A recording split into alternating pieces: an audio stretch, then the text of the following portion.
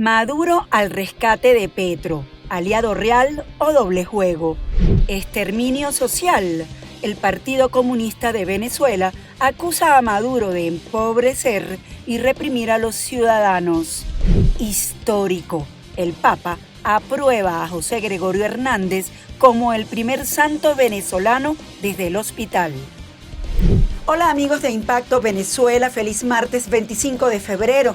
A esta hora les presentamos las noticias más destacadas del día en nuestro noticiero estelar. Tras la denuncia del presidente Gustavo Petro sobre un supuesto plan para atacar su avión con misiles, su homólogo venezolano Nicolás Maduro le expresó respaldo y ofreció la experiencia en inteligencia de su gobierno para identificar a los responsables. La acusación ha generado opiniones divididas en Colombia, mientras algunos sectores exigen mayor seguridad para el mandatario, otros cuestionan la falta de pruebas concretas en medio de corrientes que indican que el extremismo ha crecido en el mundo. Génesis Pérez con el reporte. Según el presidente colombiano Gustavo Petro, narcotraficantes habrían adquirido misiles para atacar su avión presidencial como represalia por su lucha contra las mafias del país, una declaración que ha desatado una ola de reacciones tanto en Colombia como en el ámbito internacional. Sin embargo, la falta de detalles concretos ha generado dudas sobre la veracidad y el alcance de la supuesta amenaza. En cuanto a su imagen, ese tipo de postura no va a deteriorarla más de lo que ya está. Tiene una desaprobación altísima, pero pues mientras tenga una mayoría funcional en el Congreso y el control sobre instituciones claves, digamos que su gobierno no está en un riesgo inminente, incluso en medio de polémicas que puedan resultar mucho más graves. En medio de esta polémica, el presidente Nicolás Maduro salió en defensa de Petro, instando al pueblo colombiano a respaldarlo y ofreciendo la experiencia en inteligencia de su gobierno para ayudar a identificar a los responsables. Este gesto, más allá de ser una muestra de apoyo, ha sido interpretado por analistas como una estrategia de Caracas para reforzar su imagen regional y fortalecer sus lazos con Colombia en un momento de incertidumbre política. Contra mí lo hizo Iván Duque, lo denuncié. Una vez capturamos en las afueras de un aeropuerto a una persona que venía de Colombia, un colombiano. Así que le pido al pueblo de Colombia y a todos los organismos en Colombia que acompañen al presidente Petro, que lo apoyen para que él continúe democráticamente dirigiendo los destinos de Colombia. Y bueno, aquí tenemos una experiencia en inteligencia que pongo al servicio del presidente Petro. La relación entre Petro y Maduro ha sido objeto de debate desde que el líder colombiano asumió el poder en 2022, con 6 encuentros bilaterales hasta la fecha. Ambos han buscado recomponer los lazos diplomáticos tras años de tensiones. No obstante, el respaldo de Maduro no es bien recibido por todos los sectores en Colombia, especialmente entre la oposición, quien cuestiona el acercamiento con un gobierno señalado por violaciones a los derechos humanos. Petro en Colombia tiene una altísima desaprobación que ronda entre el 65 y el 70%, y eso hace plausible un cambio de gobierno en el 2026, hacia una administración, digamos, de derecha o de centro derecha. Digamos que esto abriría la puerta a una postura mucho más confrontacional con el régimen chavista. Hasta el momento, el gobierno colombiano no ha revelado pruebas adicionales sobre la supuesta compra de misiles ni ha confirmado si aceptará la colaboración de Venezuela en la investigación. En este contexto, la denuncia sigue generando más preguntas que respuestas, mientras la política colombiana se mantiene en un clima de incertidumbre y confrontación. El Partido Comunista de Venezuela denunció las políticas económicas que ha implementado el gobierno de Nicolás Maduro desde hace más de 10 años. Aseguran que es un sistema de exterminio social. A su juicio, es lo que provoca la migración masiva de los connacionales. Estefanía García nos amplía. Carlos Ojeda, miembro del Partido Comunista de Venezuela, asevera que el país se encuentra sumergido en una profunda crisis política, social y económica que enfrenta desde hace más de 10 años, lo que considera que trae como consecuencia el problema migratorio que experimentan los venezolanos en la actualidad, e insiste que las políticas económicas que ejecuta el Estado es un sistema de exterminio social.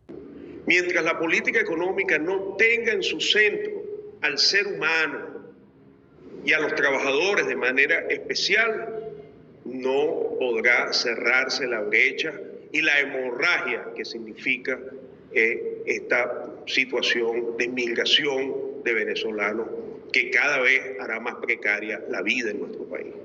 Porque se trata de 7 millones menos de venezolanos que deberían estar produciendo riqueza para el país y no lo están haciendo como consecuencia de una política económica inhumana, de una política económica que está rastreramente al servicio del capital.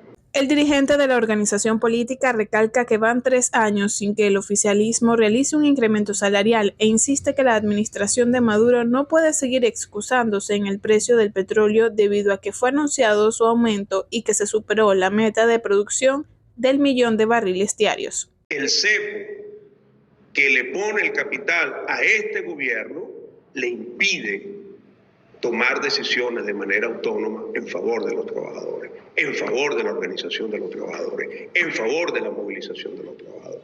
Y entonces aquí viene el otro extremo de la tenaza de la política gubernamental, que es entonces el ejercicio de una política de represión, de mayor represión, de control, de mayor persecución y de violación sistemática de los derechos humanos del pueblo trabajador venezolano.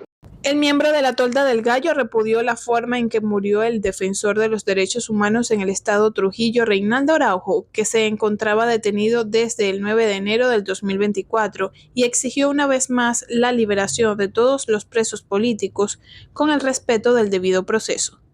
Stephanie García reportó para Impacto Venezuela. Aunque la vía democrática está fracturada por los sucesos del 28 de julio de 2024, abstenerse y no participar en nuevos comicios como los planteados para el 25 de mayo es un favor que se le estaría haciendo al gobierno de Nicolás Maduro para perpetuarse en el poder.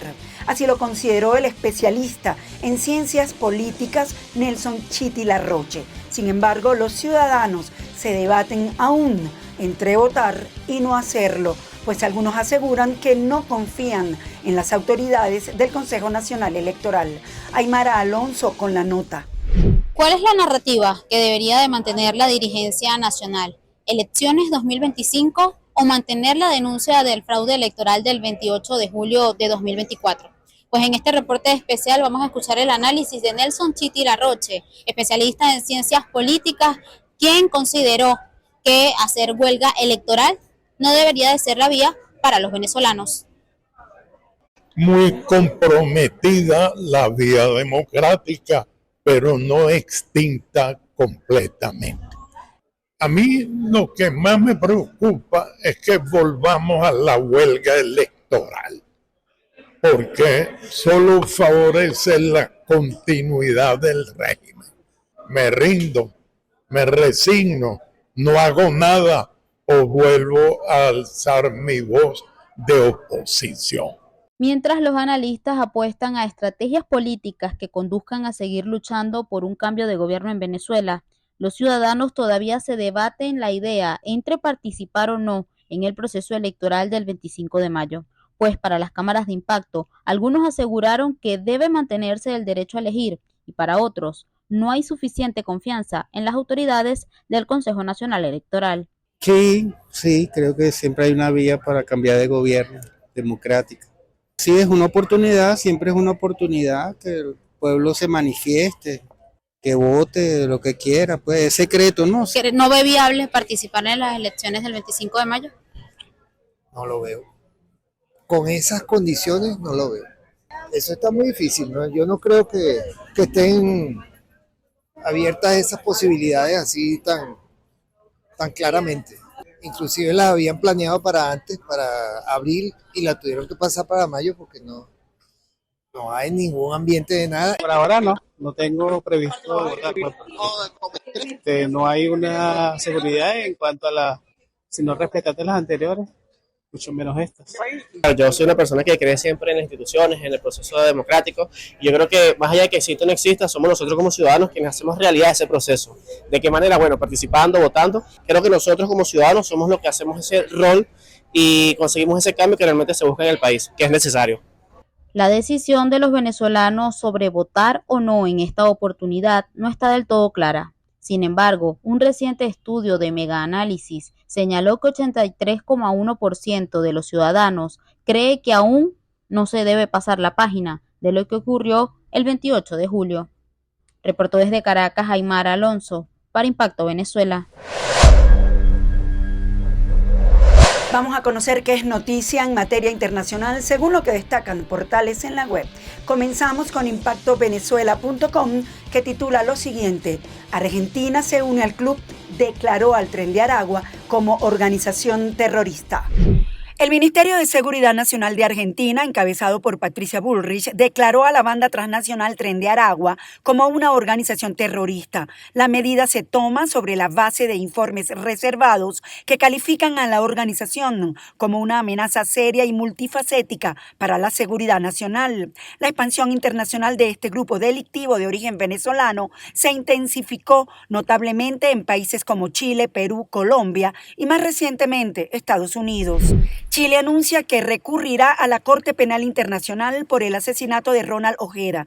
La ministra de Interior chilena, Carolina Toá, anunció que Chile recurrirá próximamente a la CPI, con sede en La Haya, por la investigación del asesinato del exteniente venezolano Ronald Ojeda, ocurrido hace un año. Destacó que irán a la Corte antes que se termine la investigación para entregar los antecedentes. Destacó que no van a esperar que esta culmine y esta instancia de justicia tenga los elementos que hay hasta ahora.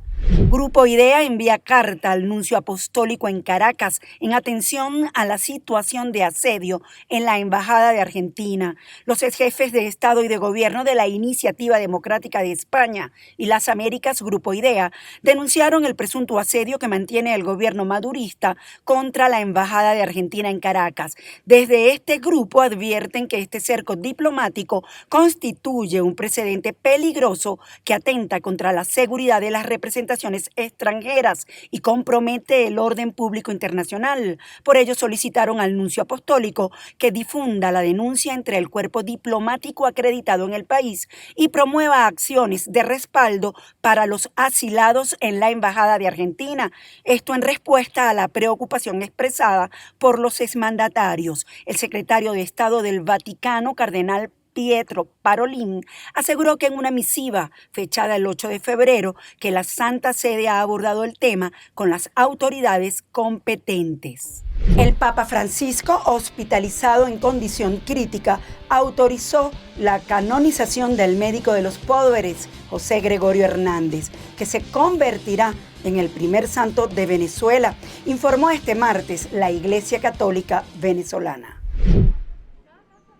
Venezuela tendrá su primer santo, José Gregorio Hernández, conocido como el médico de los pobres.